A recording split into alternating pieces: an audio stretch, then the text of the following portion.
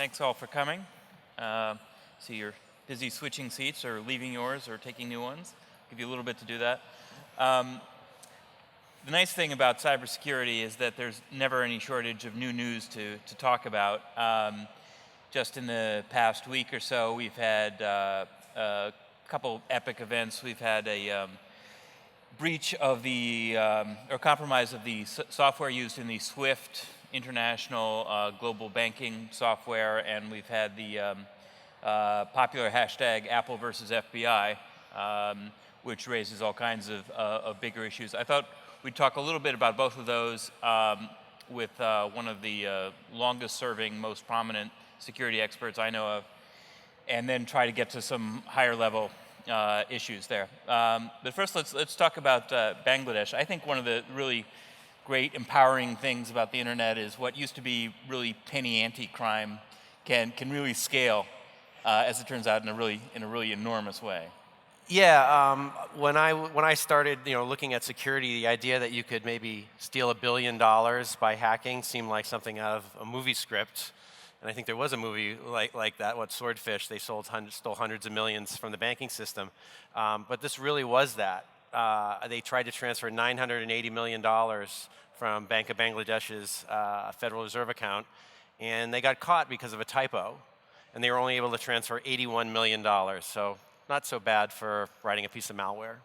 Yeah, and it really used to be that the way to steal a lot of money from a bank was to get a lot of their customers and take $1,000, from one account 1,000 times. The bank wouldn't even notice that, and maybe the customers, if they're rich enough, they wouldn't notice that. Now there are a number of attacks that are going directly at the banks or other folks with a lot of money. Is that because it's their security isn't much better than the average consumer, the average business, or is it because the skills of the hackers have gotten so much better? Yeah, I think the skills of using phishing attacks to compromise, someone's workstation within the bank have gone way up. The skills to get that done go way up. And so now that you're inside the bank, it's easy to get inside the bank, and now it's like, what can you do when you're there? This was a pretty sophisticated attack because they understood how the SWIFT transaction software worked, and they are actually able to write malware that specifically went in and bypassed the authentication for the transactions and then wiped the transactions from the log. So Bangladesh didn't know it was happening. And so it was pretty sophisticated. This was a sophisticated criminal group, or it could be a state-sponsored group. Maybe some government is funding themselves this way. Yeah, that's another wonderful thing about the evolution of technology here is the stuff that used to be, the powers that used to be reserved for nation states are blending with, trickling down towards organized crime, and eventually becomes a grad student project, a few years hence. So Stuxnet, the classic example of cyber warfare, wherein allegedly the U.S. and Israel helped mess up some Iranian nuclear facilities, covered up the logs, that, among other things, that the operators saw. And now this is something that you can see, and a really good criminal gang can have. Just one more thing on SWIFT. There are still other banks that were hit the same way that have yet to come out. So we don't actually know how many millions they've gotten. Really no, exactly. They're going to have to go back and look at all their transactions now, and it's definitely going to come out that, because if you invested so much to write this software that could compromise SWIFT, why would you just do one bank, right? You could go $1 billion here, $1 billion there. Maybe there wasn't a typo in those other transactions. So we'll see what happens. All right, jumping now to Apple and the FBI, I'm sure you agree that the way to deal with the cybersecurity crisis is to ban encryption so that the proper authorities will be able to find out everything that's on your phone, right? I think that's a bad idea. Oh. We have enough security problems as it is. Look at what happened in Bangladesh. To go backwards and try to get everyone who's trying to protect data to put in holes for the government, that is not going to work out very well. We have a hard enough time writing our software so that it doesn't have the holes. You put one in purposefully, it's not going to be the perfect backdoor that only the government can get into. It's going to really ripple through all software and make us all less secure. So you have to, wonder if a few terrorists or a few drug dealers' phones and the data on them is really worth, maybe millions of people having phones that once they're stolen, an attacker can open up that phone and get at your banking information or get at things that you have on your phone. Were you surprised that the top Republican and top Democrat on the Senate Intelligence Committee introduced a bill that would mandate, or are introducing a bill that would mandate backdoors or other ways of accessing user information? I'm not surprised, but I think they did it very poorly. Like, the bill is really poorly written. But I think the most important thing is, if you look at all the directors of all the intelligence agencies and former intelligence agency directors, they all think it's a horrible idea to put backdoors in encryption. And who they should be listening to them. Just one more thought on this. If they managed to pass a law that said that Apple and Google and everybody else has to turn over whatever they have on you and decrypt if necessary, what would that mean in international markets? Wouldn't people be able to go get an app from Germany or Switzerland or something like that? Yeah, so one of the reasons that the American tech economy is so strong in us having service providers and cloud computing is because there are no restrictions on encryption in the United States. We can actually build the strongest encryption we want to, and Apple has and Google has, and that helps the economy. That helps other people trust the systems that we build here. Now, of course, there's still subpoenas, and the NSA has broken into systems, but tech companies are building even better systems, so those aren't problems, and that builds more trust in American technology, which is great for our economy. I think something like this backdoor is going to go exactly the opposite way, right? We're going to start seeing places that don't have the backdoor, requirements. Their tech communities grow stronger, and people will be using. They'll be using an email provider in Iceland, for instance, instead of in the U.S. So I think it's bad news all around. So one of the enduring meta issues in all of this is the balance between offense and defense. As somebody who testified before Congress 18 years ago that the internet could be taken down in half an hour or so, you're sort of familiar with the asymmetric nature of that. Unfortunately, it's been hard to discuss a lot of this because so much has been classified. But I think it's widely known now that the NSA spends maybe 90% of its budget on offense, signals, intelligence gathering, as it does on defense. And when it comes to issues that could go either way, which many of them do, there's supposed to be a balancing process called in the White House, the vulnerabilities equities process. Yesterday, we learned that the FBI has turned over one flaw to Apple through this process in the history of the program. Is it striking the proper balance? Is there so when you read the equities process, which I guess is a White House memo from a couple years ago, was it? That's when it came out. It's actually very sane. Like, you read it, it makes sense. It's like, we're going to balance, national security and law enforcement, investigative and spying needs against, protecting the American people. And it doesn't make sense to hold on to a vulnerability that is just going to be found by criminals and hurt Americans if we can just turn that over. But it might make sense to use that vulnerability for a short period of time if it helps us break into an adversary system. But the long-term effect would be to turn those vulnerabilities over to the vendors and fix software and make everything stronger. So it kind of makes sense when you read it, but when you see the practicality of it, I don't see them turning anything over, right? Like your example with Apple had one vulnerability. That just seems ridiculous, right? I mean, how many vulnerabilities do we think the NSA has in Apple software? A lot. More than one, right? They've been doing this for a decade, right? So I think that they've industrialized the process of doing vulnerability research. I did this in the 90s with 2 or 3 people. They have hundreds of people doing it, and they're actually buying these vulnerabilities from defense contractors that are all doing it too. They have a huge stockpile, and they're using them. If we ever get into, we're probably using them against ISIS right now. But you have to wonder: at some point, do you use the vulnerabilities, you compromise the enemy systems, and then you make us all safer by telling the vendors to fix it after those systems have been compromised? I think that works, but I haven't seen it in action.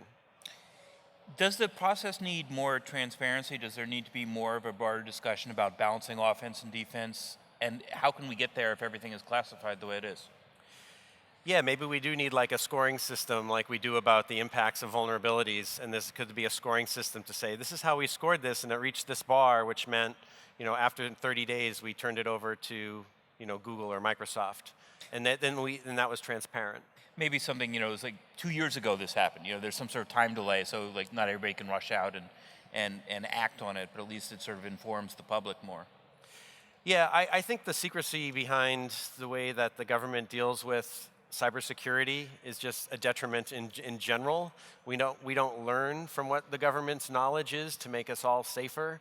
There's this intelligence community and cyber war world that we don't get to see. And then the rest of us are trying to actually make our systems secure for the hundreds of millions of people who use them. Let's talk a little bit about information sharing. So one of the few things that pretty much everybody seems to agree on is that sharing of information would be good. But among people in the private sector, particularly within industries, but maybe across industries, and with the government back and forth. And some legislation, somewhat surprisingly, actually passed to mandate that, or at least enable it. Is that helping? If so, by how much? And if not, what's it missing? Yeah, so the way I look at the information sharing, it's all incident information. They call them indicators of compromise. Like, we found a piece of malware with this hash value, or we saw these packets on the network, and that was attacker activity. I think it's sort of like a cyber weather report. But what we need is to understand like cyber climate change, right? This is information that's useful for days.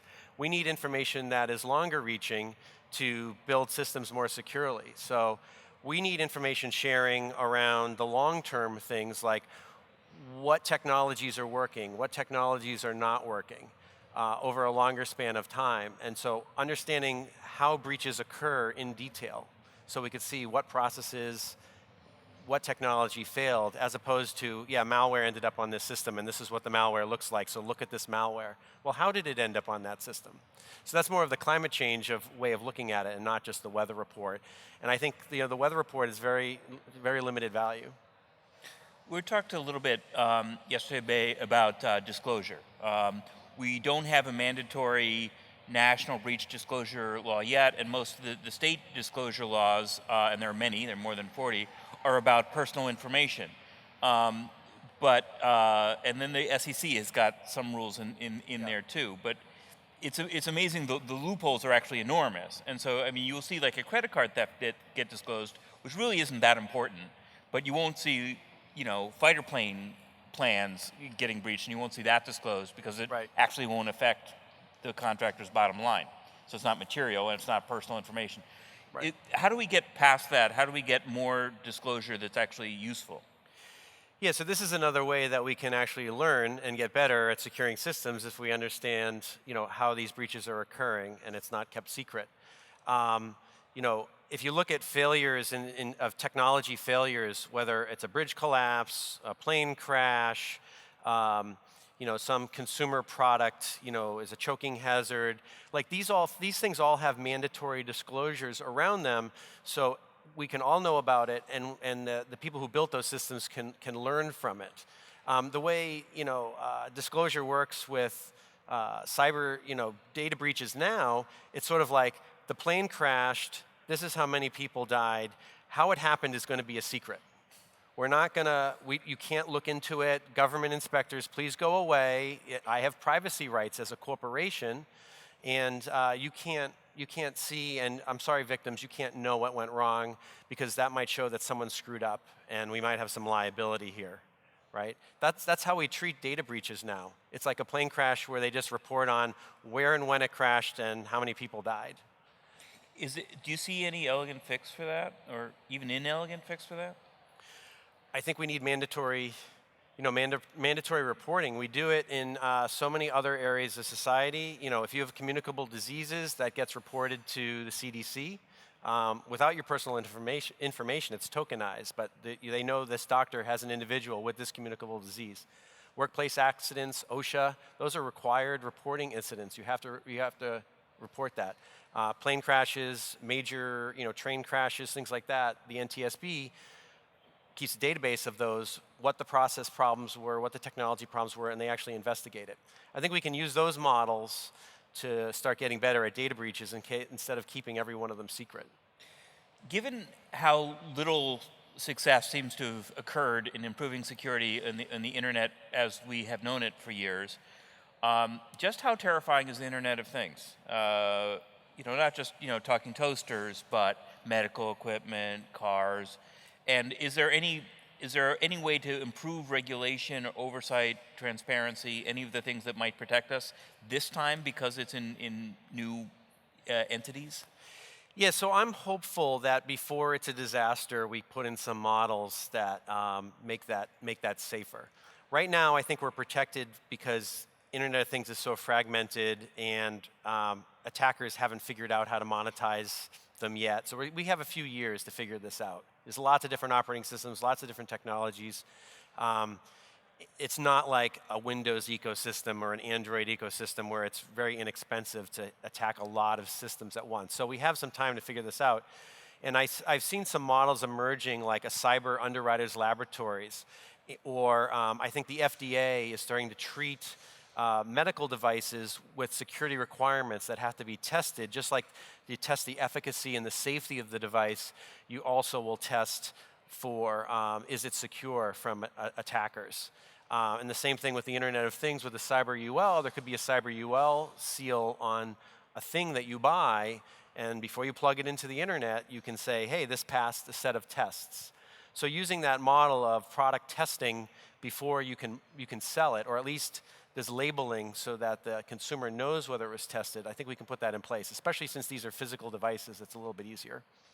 One last thing I wanted to hit on is sort of the interdependency of code. To an extent that I think many people outside of tech would find surprising, a given piece of code is calling in all these other libraries from all over the place, which can change, which can disappear, which can be hacked, which can have backdoors in them. And proprietary code that's not doing that can be such a black box that even the person selling you the gizmo or licensing you something doesn't know what the heck is in there. Is there a way to standardize code auditing and that sort of thing so that if GM sells you a car and that car has software from a supplier and they don't know what the actual code is, it's still somebody is standing behind it? Yeah, so this is a growing problem because we've gotten really good at code components and code reuse, which allows us to write software faster, cheaper, and build products a lot less expensively with off-the-shelf components. I mean, a Samsung Smart TV has over 200 open source components in it. The problem is open source components over time, the term we use is they rot over time. Like eventually a vulnerability is found in that open source component, and it may be that piece of software may expose that vulnerability to the outside world, and attackers will build tools to find all of those, just like they're finding all the JBosses that are misconfigured in the world right now, and they're finding all the MongoDBs that were installed without a password. So once a vulnerability is known, it can be highly automated, which makes it more risky, right? Which means that I think we're going to have to move to a model where there's sort of a bill of materials.